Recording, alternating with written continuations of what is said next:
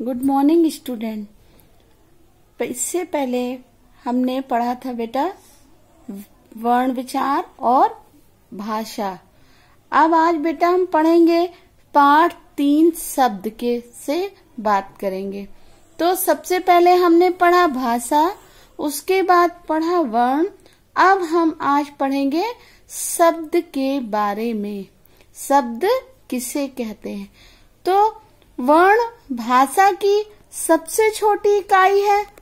वर्णों के मेल से शब्द बनते हैं।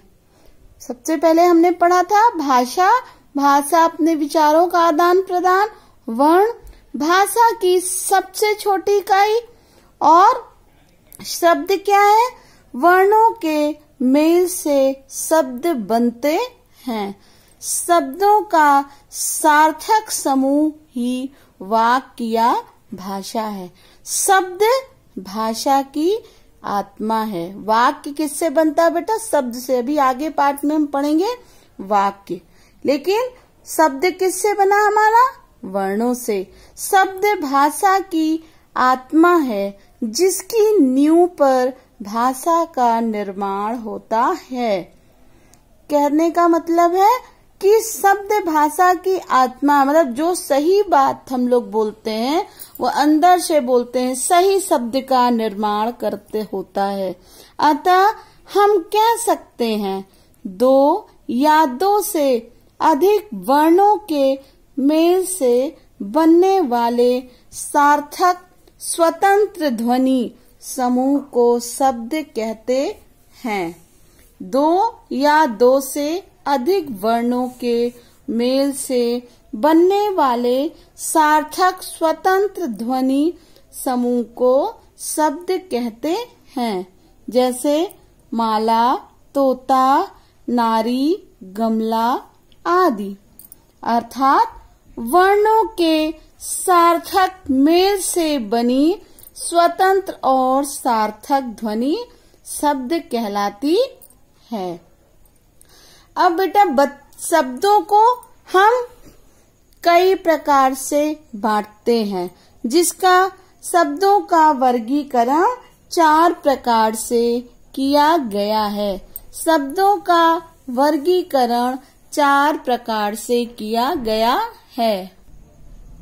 शब्दों का वर्गीकरण: पहला रचना के आधार पर, दूसरा उत्पत्ति के आधार पर, तीसरा अर्थ के आधार पर, चौथा प्रयोग के आधार पर। शब्दों का वर्गीकरण 4 प्रकार से किया गया है। पहला क्या है बेटा? रचना या बनावट के आधार पर शब्द भेद।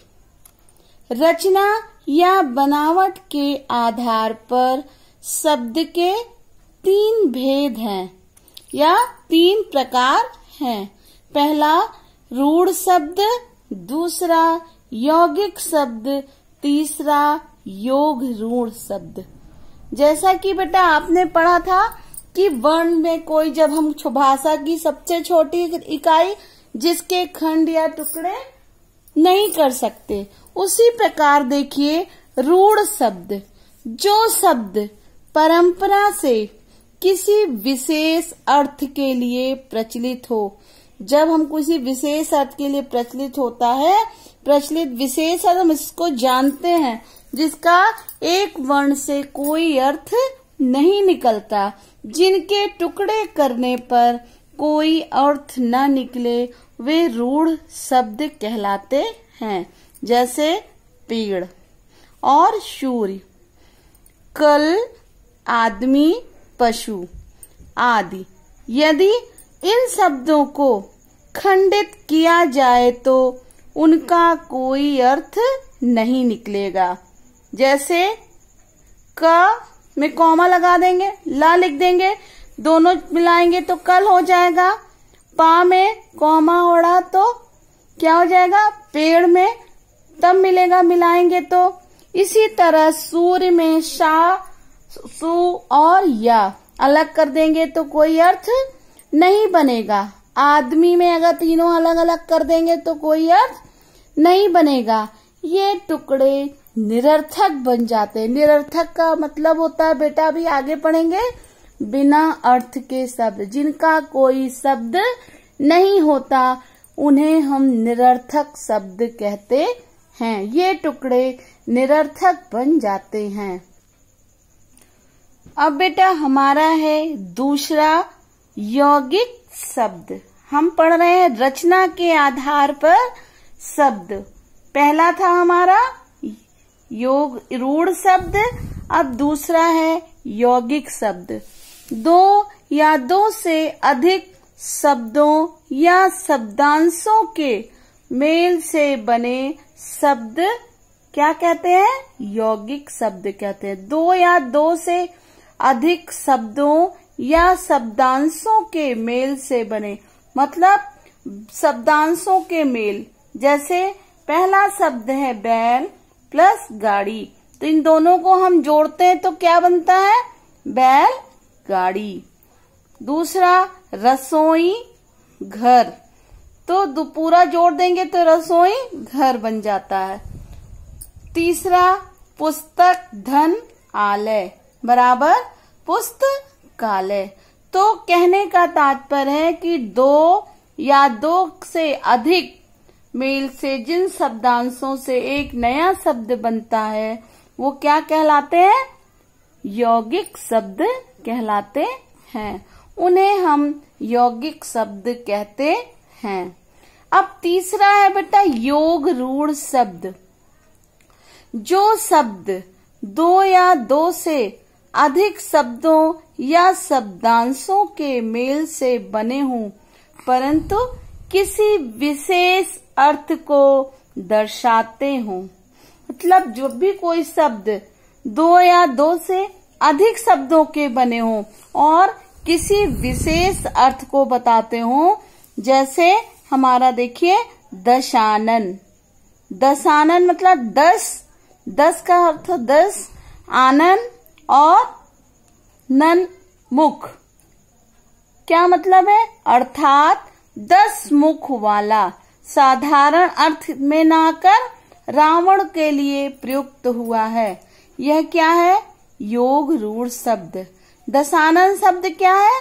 हमारा किसी विशेष अर्थ को, जिसको रावण को हम लोग विशेष नामों में, कहानियों में, रामायण में लिखी घटनाओं में जानते हैं। दूसरा है हमारा लंबोदर, लंबा उदर, यानी उदर मतलब होता है पेट, अर्थात लंबे पेट वाला। यह सामान्य अर्थ में न प्रयुक्त होकर गणेश जी के लिए प्रयुक्त हुआ है। अब आप देखिए, जैसे हम लोग कहते हैं ना, नीला है जिनका कंठ, तो नीला क्या है? कंठ मतलब गला, नीला रंग। किसका नीला कंठ है? भगवान शंकर का। 4 भगवान शंकर का नीला है जिनका कंठ, अर्थात नीलकंठ भगवान शंकर। ये क्या है? एक विशेष अर्थ। भगवान शंकर की पूजा करते हैं हम लोग, एक विशेष अर्थ प्रकट कर रहे हैं, इसलिए इनको योगरूढ़ शब्द में कहा गया है। एक है हमारा चक्रधारी या पीतांबर, पीले वस्त्र वाला, था भगवान विष्णु, भगवान कृष्ण। चक्रधारी, जिनके धारण, चक्र धारण करने वाला भगवान विष्णु।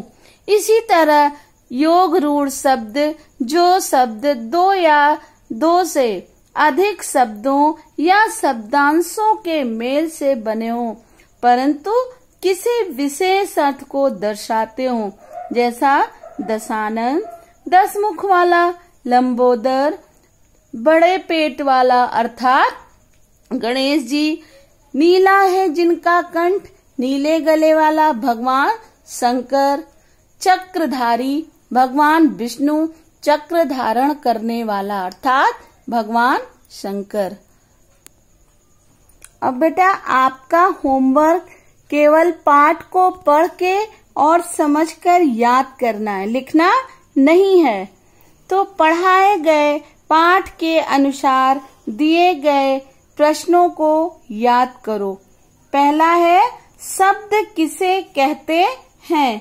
तो एक या अनेक वर्णों के मेल से बनी सार्थक या स्वतंत्र ध्वनियां शब्द कहलाती हैं। दूसरा है शब्द कितने प्रकार के हैं? शब्द 4 प्रकार के हैं। पहला रचना के आधार पर, दूसरा उत्पत्ति के आधार पर, तीसरा अर्थ के आधार पर, चौथा प्रयोग के आधार पर। फिर से सुनिए, शब्द किसे कहते हैं? प्रश्न पाठ को पढ़ करके और प्रश्न को आपको याद करना। दिए गए जो पाठ मैंने पढ़ाया है आपको उसमें इसका उत्तर मिलेगा। शब्द किसे कहते हैं?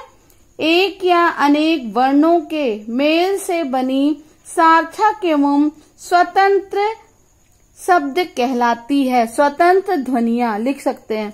फिर दूसरा, शब्द कितने प्रकार के हैं? शब्द 4 प्रकार के हैं।